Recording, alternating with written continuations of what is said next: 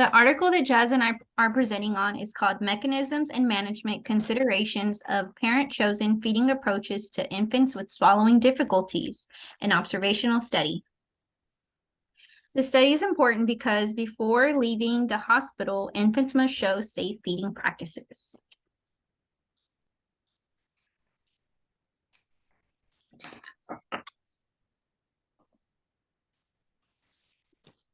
The first hypothesis is that the outcomes of the video fluoroscopic swallowing study, or the VFSS, and high-resolution manometry, the HRM, which is a new technology with reduced radiation exposure, and parent consent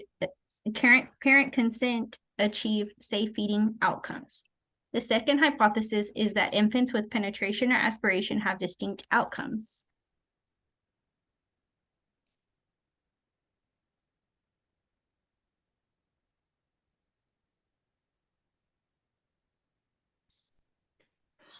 So the authors of this study conducted a literature review, and here are some of the findings of that review. What they found is that infant feeding difficulties is increased and rising in medically complex infants.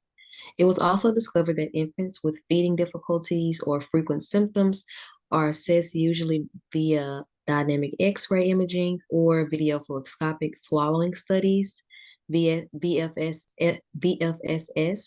in order to provide more information on the structure and function.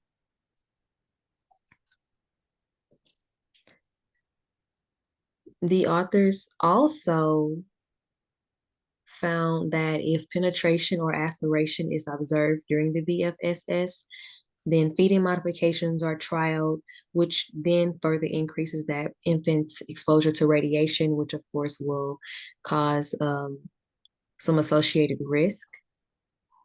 And lastly, the authors discovered that high resolution manometry permits them to have prolonged evaluation of the swallowing function in infants without the excessive exposure to radiation.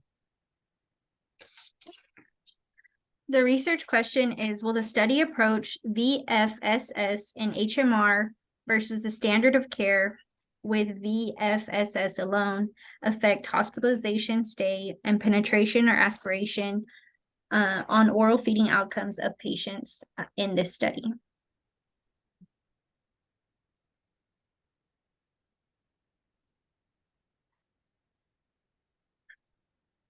The participants were infants referred for feeding difficulties and VFSS evaluation at Nationwide Children's Hospital between 2015 and 2020.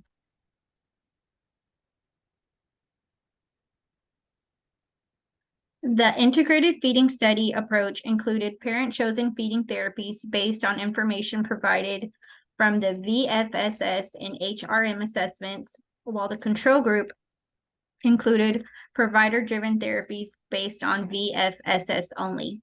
The feeding therapies for both groups included nipple flow, fluid thickness, or no modification.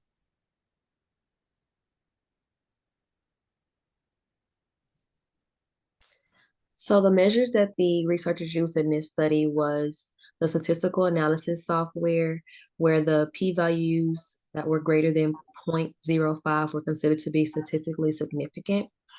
The chi-squared test, two-sample t-test, the Wilcoxon, the Shapiro-Wilks test, and visual inspection of the Q and Q plot were also used to measure in this research project.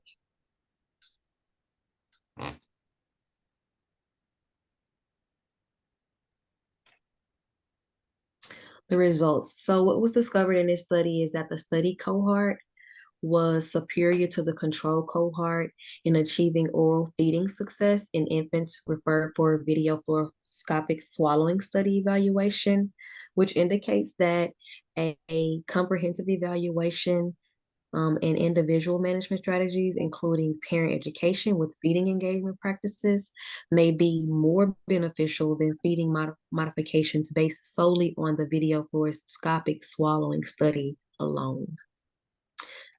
Thank you so much for listening to our presentation. We hope that you've enjoyed it.